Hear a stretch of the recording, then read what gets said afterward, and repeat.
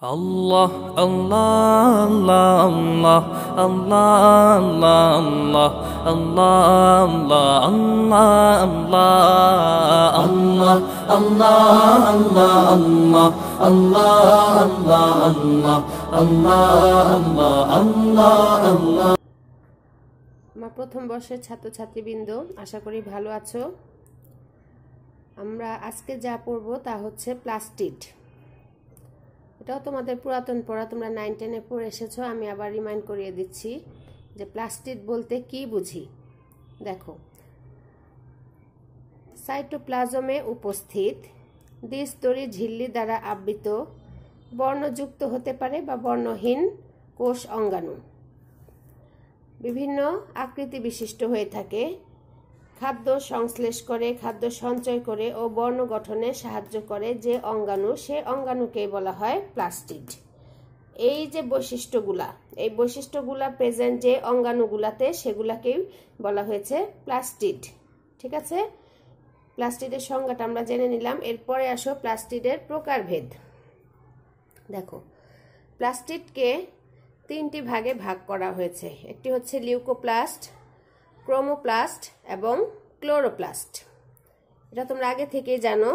তারপরে এই পার্থক্যটা যদি আমরা পড়ি, তাহলে তোমরা স্পেশালি এক একটা প্লাস্টিডের এটা আলাদা বৈশিষ্ট্য আসলেও তুমি লিখতে পারবা, পার্থক্য আসলেও তুমি লিখতে পারবা। কাজে একটা পড়লে দুটো প্রশ্নের উত্তর দেওয়া যাবে।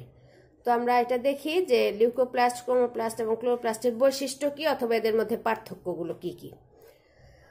দেখো, লিউকোপ্লাস্ট এরা হচ্ছে বর্ণহীন প্লাস্টিড, আর ক্রোমোপ্লাস্ট হচ্ছে অসবুজ, সবুজ না কিন্তু রঙিন, সবুজ ছাড়া অন্যান্য রং যা হয় সেটা। আর ক্লোরোপ্লাস্ট হচ্ছে সবুজ বর্ণের হয়ে থাকে। এখন দেখো লিউকোপ্লাস্টের অবস্থান, এরা কোথায় কোথায় অবস্থিত। এরা মূল, ভূনিম্নস্থ কাণ্ড মানে মাটির নিচে উপস্থিত যে কাণ্ড প্রভৃতি যেসব অঙ্গে সূর্যের আলো পৌঁছাতে পারে না, সেসব অঙ্গে এই লিউকোপ্লাস্ট প্রেজেন্ট। ক্রোমোপ্লাস্ট যেসব অঙ্গ বর্ণময় অর্থাৎ কালারিং, যেমন ফুলের পাপড়ি, রঙিন ফল ও বীজ, গাজরের মূল ইত্যাদিতে ক্রোমোপ্লাস্ট অবস্থিত। আর ক্লোরোপ্লাস্ট যেহেতু সবুজ বর্ণের, তাহলে এগুলো অবশ্যই উদ্ভিদের সবুজ পাতা এবং কচি কাণ্ডে অবস্থিত। এরপরে দেখো যে এর মধ্যে কি কি পিগমেন্ট থাকে অথবা থাকে না। পিগমেন্ট মানে রঞ্জক পদার্থ, বর্ণাধার যেটা। এখানে রঞ্জক পদার্থ বা পিগমেন্ট থাকে না, আর এখানে থাকে যেটা থাকে সেটার নাম হচ্ছে ক্যারোটিন এবং জেন্থোফিল। ক্যারোটিন হচ্ছে হলুদ কমলা বর্ণের জন্য দায়ী এবং জেন্থোফিল হচ্ছে হলুদ বর্ণের জন্য দায়ী। আর ক্লোরোপ্লাস্টে থাকে ক্লোরোফিল। এরপরে দেখো, এরা সূর্যালোকের উপস্থিতিতে ক্রোমোপ্লাস্ট ও ক্লোরোপ্লাস্টে পরিণত হয়। সূর্যের আলোর উপস্থিতিতে কি হয়, এরা রূপান্তরিত হয়, অর্থাৎ ক্রোমোপ্লাস্ট ও ক্লোরোপ্লাস্টে পরিণত হয়। এবং ক্রোমোপ্লাস্ট কি করে, সূর্যালোকের উপস্থিতিতে ক্লোরোপ্লাস্ট হতে ক্রোমোপ্লাস্ট সৃষ্টি হয়। আর ক্লোরোপ্লাস্টের বেলা দেখো, সূর্যালোকের উপস্থিতিতে লিউকোপ্লাস্ট হতে ক্লোরোপ্লাস্ট সৃষ্টি হয়। এরপরে দেখো যেটা থাইলাকয়েড থাকে না, আর এটার মধ্যে ক্রোমোপ্লাস্টে থাকে না আর ক্লোরোপ্লাস্টে থাকে। থাইলাকয়েড শুধু ক্লোরোপ্লাস্টে প্রেজেন্ট। অন্য প্লাস্টিডে রূপান্তরিত হতে পারে, এই যেটার মতো। এটা পারে, এটা হতে পারে না, এটাও হতে পারে না। তারপরে এদের কাজ দেখো, খাদ্য সঞ্চয় ও শর্করা হতে শ্বেতসার জাতীয় খাদ্য তৈরি করে। এরা কি করে, এটা হচ্ছে তাদের কাজ। আর ক্রোমোপ্লাস্টের কাজ হচ্ছে ফুলের পরাগায়নে সাহায্য করে, ফল ও বীজ বিস্তারে সাহায্য করে। আর ক্লোরোপ্লাস্টের কাজ কি, সালোক সংশ্লেষণের সাহায্যে শর্করা জাতীয় খাদ্য প্রস্তুত করে। তো এই হচ্ছে 3 প্রকারের প্লাস্টিডের বৈশিষ্ট্য প্লাস পার্থক্য। তো আমরা ছকটা যদি তুমি একেবারে খুব ভালোভাবে মুখস্থ করে ফেলো, খুব সুন্দর করে এটা মনে রাখতে সুবিধা হবে।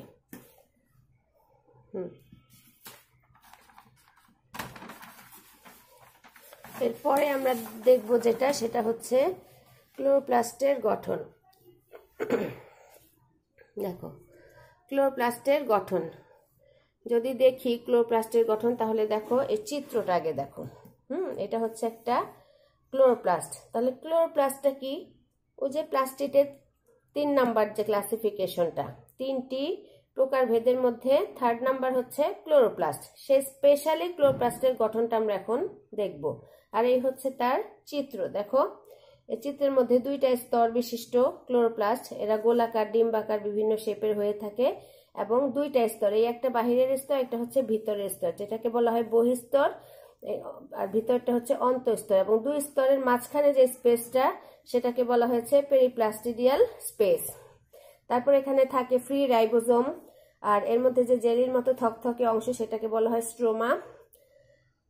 তারপরে থাকে এই যে চাকতির মতো যে গঠনগুলো দেখা যাচ্ছে, এগুলোকে এক একটা চাকতিকে বলা হয় থাইলাকয়েড, এবং অনেকগুলো থাইলাকয়েড একসাথে মিলে যে স্তূপ আকৃতির সৃষ্টি করে সেটাকে বলা হয় গ্রানাম।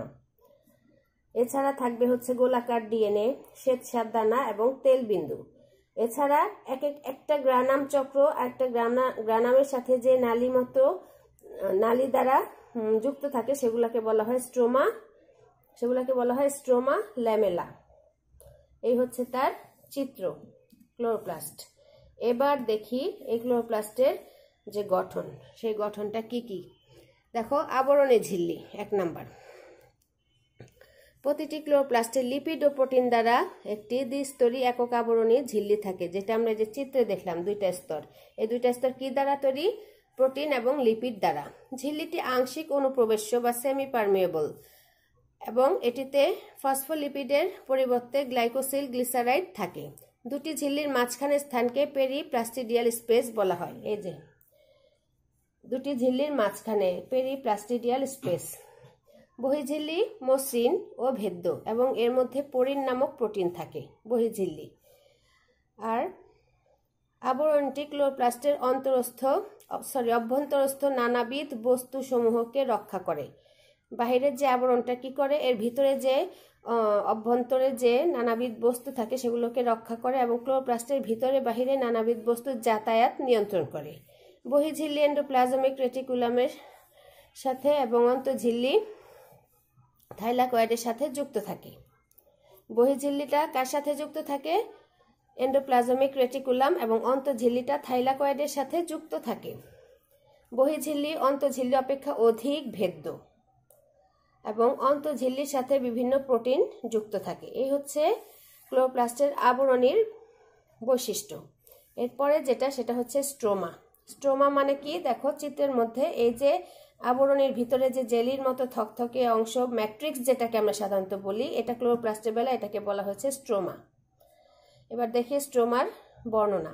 দ্বিস্তরী আবরণী দ্বারা আবৃত, এই যে 2টা স্তর দ্বারা আবৃত ক্লোরোপ্লাস্টের ভিতরে যে স্বচ্ছ দানাদার অর্ধতরল জেলি সদৃশ জলীয় অংশকে স্ট্রোমা বলে।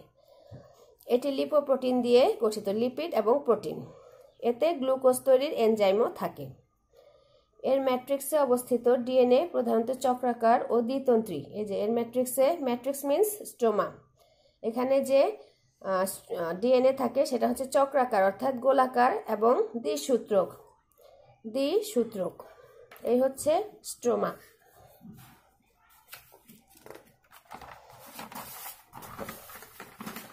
স্ট্রোমার আরো কিছু বৈশিষ্ট্য দেখো। এতে বিভিন্ন এনজাইম, প্রোটিন, শ্বেতসার, তেলবিন্দু, ডিএনএ, আরএনএ, ভিটামিন, খনিজ ইত্যাদি থাকে। ক্লোরোপ্লাস্টের ম্যাট্রিক্সে অবস্থিত ডিএনএ এর রেপ্লিকেশন ও ট্রান্সক্রিপশনও ঘটে। পরে সেটা হচ্ছে থাইলাকয়েড ও গ্রানাম।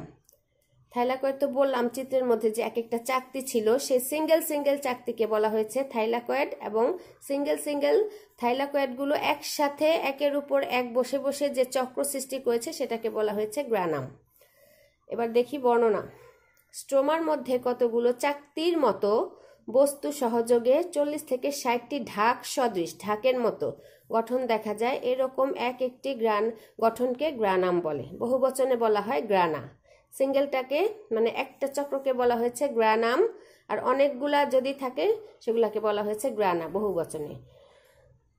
প্রতিটি গ্রানামের এক একটি চাকতি সদৃশ বস্তুকে থাইলাকয়েড বা গ্রানাম ল্যামেলাম বলে, যেটা একটু আগে বলে দিলাম। থাইলাকয়েডকে ক্লোরোপ্লাস্টের গঠনগত ও কার্যগত একক বলা হয়, এটা মনে রাখতে হবে। তারপরে হচ্ছে থাইলাকয়েডের একক পর্দার ভেতরে যে সূক্ষ্ম আণুবীক্ষণিক দানা থাকে তাদেরকে কোয়ান্টোজোম বলে। তাহলে তোমাদের ক নাম্বারের প্রশ্ন আসতে পারে যে কোয়ান্টোজোম কি। বর্তমানে কোয়ান্টোজোমকে ফটোসিস্টেম বা সালোক সংশ্লেষীয় একক বা ফটোসিনথেটিক ইউনিট বলে। প্রতিটি থাইলাকয়েড দ্বিস্তরী ঝিল্লি দ্বারা আবৃত। তারপরে নালিকা দ্বারা দুটি পাশাপাশি অবস্থিত গ্রানার কিছু সংখ্যক সূক্ষ্ম নালিকা দ্বারা যুক্ত থাকে এবং সংযোগ সাধনকারী এসব নালীর নাম স্ট্রোমা ল্যামেলি, যেটা আমরা চিত্রতে দেখলাম। এক বচনে স্ট্রোমা ল্যামেলাম বলে। থাইলাকয়েডে উপস্থিত এটিপি সিনথেটেজের মাধ্যমে এটিপি সংশ্লেষিত হয়। এই হচ্ছে থাইলাকয়েড ও গ্রানাম। এরপরে যেটা 4 নাম্বার, সেটা হচ্ছে ফটোসিনথেটিক ইউনিট ও এটিপি সিনথেসিস। থাইলাকয়েডের মেমব্রেনে বহু গোলাকার বস্তু বহন করে। এর মধ্যে এটিপি তৈরি সকল এনজাইম থাকে। অর্ধতরল জেলি সদৃশ থাইলাকয়েডের কোয়ান্টোজোমে অসংখ্য ফটোসিনথেটিক ইউনিট থাকে। এসব ইউনিটে ক্লোরোফিল এ ও বি, ক্যারোটিন, জ্যান্থোফিল এর প্রায় 300 থেকে 400 অণু প্রেজেন্ট। এছাড়া এতে বিভিন্ন ধরনের এনজাইম, ধাতব, আয়ন ও ফসফোলিপিড থাকে। এই হচ্ছে ইউনিট এবং এটিপি সিনথেসিস। এরপরে যেটা, সেটা হচ্ছে রাইবোজোম ও ডিএনএ। আমরা চিত্রে দেখেছি এটার মধ্যে ফ্রি রাইবোজোম থাকে এবং দ্বিসূত্রক ডিএনএ প্রেজেন্ট, গোলাকার। প্রতিটি ক্লোরোপ্লাস্টে নিজস্ব ডিএনএ ও রাইবোজোম প্রেজেন্ট। এগুলোর সাহায্যে ক্লোরোপ্লাস্ট সংখ্যা বৃদ্ধি করে এবং প্রয়োজনীয় প্রোটিন তৈরি করতে পারে। এগুলোর সাহায্যে ক্লোরোপ্লাস্ট সংখ্যা বৃদ্ধি ও প্রয়োজনীয় প্রোটিন তৈরি করতে পারে।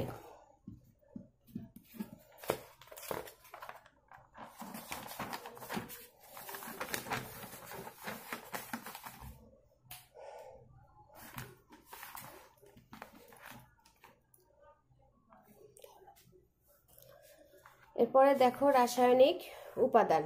রাসায়নিক উপাদানের মধ্যে প্রোটিনের পরিমাণ সবচেয়ে বেশি। শুষ্ক ওজনের 35 থেকে 55% হচ্ছে প্রোটিন। এর মধ্যে 30% অদ্রবণীয়, যা ঝিল্লি গঠনে অংশ নেয়। বাকি 20% দ্রবণীয়, এরা এনজাইম রূপে থাকে।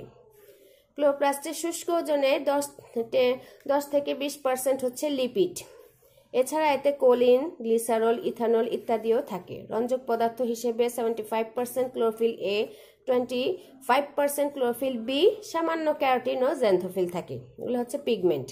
কার্বোহাইড্রেটও পাওয়া যায়। এদের মধ্যে স্টার্চ হচ্ছে সাধারণ কার্বোহাইড্রেট। এছাড়া এতে ডিএনএ, আরএনএ, কিছু এনজাইম, খনিজ পদার্থ ও কোএনজাইম উপস্থিত থাকে। এগুলো হচ্ছে তার ক্লোরোপ্লাস্টের রাসায়নিক উপাদান। এরপরে দেখব সেটা হচ্ছে কাজ। দেখো ক্লোরোপ্লাস্টের কাজ।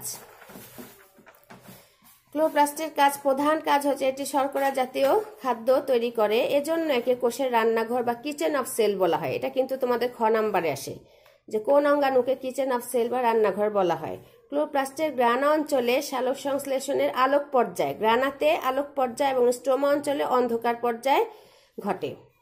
এতে ফটো রেসপিরেশন বা আলোক শ্বসন ঘটে। আরএনএ ও ফ্যাটি অ্যাসিডের সংশ্লেষও ঘটে। এর ম্যাট্রিক্সে ডিএনএ থাকায় এটি সাইটোপ্লাজমিক ইনহেরিটেন্সে সাহায্য করে। ক্লোরোপ্লাস্ট থেকে ক্রোমোপ্লাস্ট ও লিউকোপ্লাস্ট গঠিত হয়। এতে উপস্থিত রাইবোজোম প্রোটিন সংশ্লেষে অংশগ্রহণ নেয়। তো এই হচ্ছে টোটাল ক্লোরোপ্লাস্ট। যা যা পড়লাম, শুরুতে আমরা পড়লাম প্লাস্টিড কাকে বলে, তার বৈশিষ্ট্য, সংজ্ঞার বৈশিষ্ট্য একই। বৈশিষ্ট্যকে জোড়া লাগালে সংজ্ঞা হয়, সংজ্ঞাকে ভাঙলে বৈশিষ্ট্য হয়। তারপর দেখলাম তার প্রকারভেদ। কি কি প্রকারভেদ ছিল? 3 প্রকারের, লিউকোপ্লাস্ট, ক্রোমোপ্লাস্ট এবং ক্লোরোপ্লাস্ট। এরপরে যেটা দেখলাম সেটা হচ্ছে স্পেশালি ক্লোরোপ্লাস্টের গঠন বর্ণনা, কাজ, রাসায়নিক উপাদান ইত্যাদি। তো আশা করি তোমরা আমার পড়া থেকে বুঝতে পেরেছো যে ক্লোরোপ্লাস্ট সম্পর্কে, ক্লোরোপ্লাস্ট কি। তো ইনশাল্লাহ ঘরে বসে প্র্যাকটিস করলে তোমাদের এটা আয়ত্ত হয়ে যাবে। তো নেক্সট ক্লাসে দেখা হবে ইনশাল্লাহ। আল্লাহ হাফেজ।